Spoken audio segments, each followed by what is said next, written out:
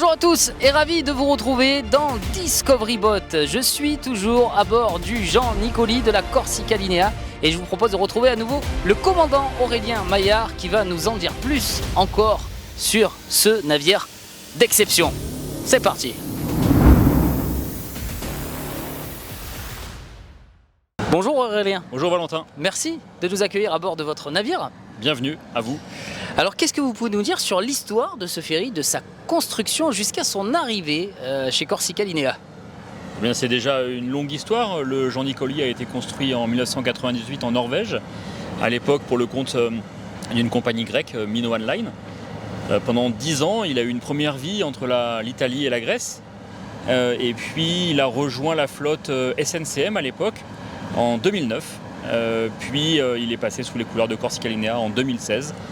À l'époque, ça a été un petit peu le navire amiral de la compagnie Corsica Linea, premier navire aux couleurs rouges de la compagnie qui effectuait la liaison historique entre Marseille et Ajaccio. Et depuis maintenant 4 ans, il dessert les lignes Afrique du Nord, Algérie, Tunisie, au départ de Marseille et de Sète où nous sommes aujourd'hui. Alors comment se déroule l'embarquement et le débarquement des véhicules et combien ce ferry peut-il en accueillir? Les opérations commerciales se déroulent bien, du mieux qu'on peut et surtout le plus rapidement possible car quand on minimise les temps d'escale, on maximise le temps en mer et on peut de fait diminuer nos vitesses moyennes et notre consommation et notre impact environnemental. Donc nos escales sont à chaque fois un vrai défi pour à la fois traiter des opérations commerciales, un embarquement passager et des opérations logistiques, avitaillement combustible, vivres, opérations diverses et variées. On peut embarquer à bord jusqu'à 580 véhicules à peu près, 560, 580 selon le type de véhicule, et 1520 passagers. Pouvez-vous nous en dire plus sur l'aménagement intérieur et sur les différents espaces ou services proposés aux passagers? C'est un navire de type RoPax dans le jargon de la marine marchande. Donc c'est un navire qui à la fois, comme je vous le disais, peut accueillir jusqu'à 1500 passagers et également du fret dans les espaces garages. Néanmoins, il a quand même une vocation à accueillir dans un confort certain nos passagers. On a à bord 200 cabines pour un peu plus de 800 couchages.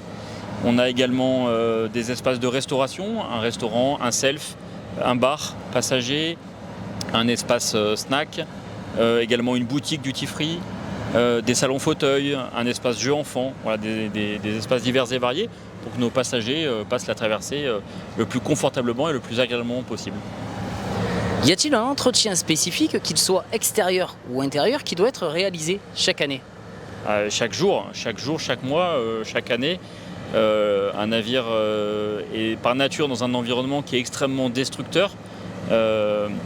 La mer avec l'air marin, l'air salin, les mauvaises conditions météo que nous rencontrons tout l'hiver.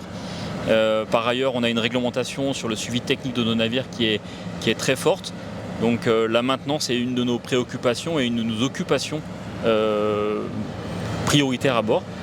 Moi-même, le chef mécanicien, le second capitaine, on y passe énormément de temps, tant dans la maintenance quotidienne avec nos équipages que dans la maintenance sur du plus long terme, avec des gros travaux dans les aménagements, à la machine, des transformations majeures pour diminuer encore une fois notre impact environnemental, des arrêts techniques réglementaires, des passages en cale sèche, etc. C'est vraiment une grosse part de notre temps et de notre énergie à bord du navire. Alors entre 2019 et 2020, Corsica Linea a équipé 3 de ses navires, dont celui-ci du système Senac. Vous êtes également les premiers à l'avoir utilisé à Sète lors des escales. Pourriez-vous nous en dire plus sur cette infrastructure et son importance pour la compagnie? Alors c'est extrêmement important et pour la compagnie et pour les riverains dans les zones portuaires concernées. Le Senac, effectivement, les 3 premiers navires équipés Senac sont 3 navires Corsica Linea. Le port de Marseille était également précurseur parce que qui dit installation à bord dit aussi installation à quai sur les enceintes portuaires. On a commencé à se brancher avec le Nicoli en 2020 à Marseille. Voilà, donc ça fait 4 ans qu'on se branche quasiment à toutes nos escales à quai à Marseille. Et puis Sète a rejoint Marseille comme port équipé il y a un peu plus de 18 mois maintenant. Il a fallu un peu se mettre au diapason. L'installation technique n'est pas tout à fait la même entre Sète et Marseille, mais c'est désormais tout à fait réglé. Et actuellement, là, à l'heure où je vous parle, on est branché Senac à Sète.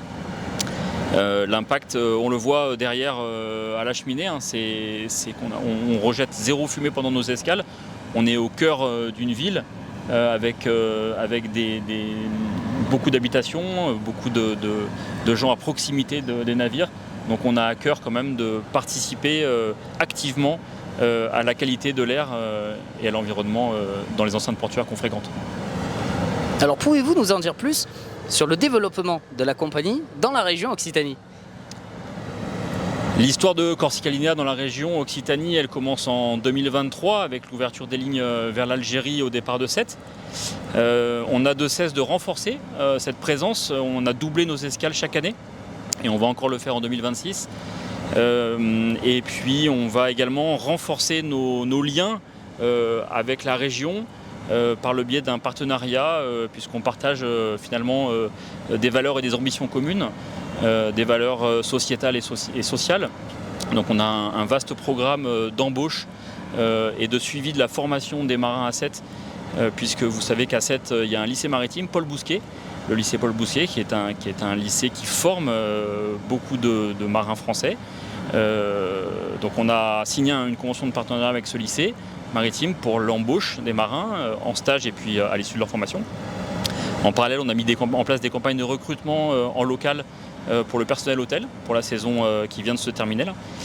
Et ça s'est très bien passé et on souhaite aller encore plus loin pour les années à venir. Et puis on partage aussi des ambitions environnementales avec la région, décarboner notre activité. On parlait du Senac à l'instant, mais l'excellence opérationnelle des escales, la recherche de solutions avec des biocarburants en local aussi est une piste que nous envisageons de travailler avec la région Occitanie. Donc la stratégie de la compagnie, elle est commerciale, mais elle s'inscrit également dans une vision à plus long terme avec des valeurs partagées avec la région, comme les valeurs que nous partageons avec la région PACA et la région Corse. D'accord, merci beaucoup Aurélien. Merci à vous. On va se retrouver je crois dans 15 jours, cette fois-ci on sera au niveau de la passerelle. C'est vraiment plaisir. Votre espace personnel avec toute votre équipe bien sûr qui vous entoure. Donc on va se retrouver J'y serai avant vous, mais je vous y attends dans 15 jours. Allez, c'est parti. On se retrouve dans 15 jours, les amis, pour la suite, du coup, de Discovery Boat. Les amis, c'est la fin de cette immersion à bord du Jean Nicoli de la Corsica Linea. J'espère que vous aurez pris du plaisir à regarder ce programme. N'hésitez pas à vous abonner à notre compte TikTok et sur Instagram. Et rendez-vous très vite pour la suite des aventures de Discovery Boat.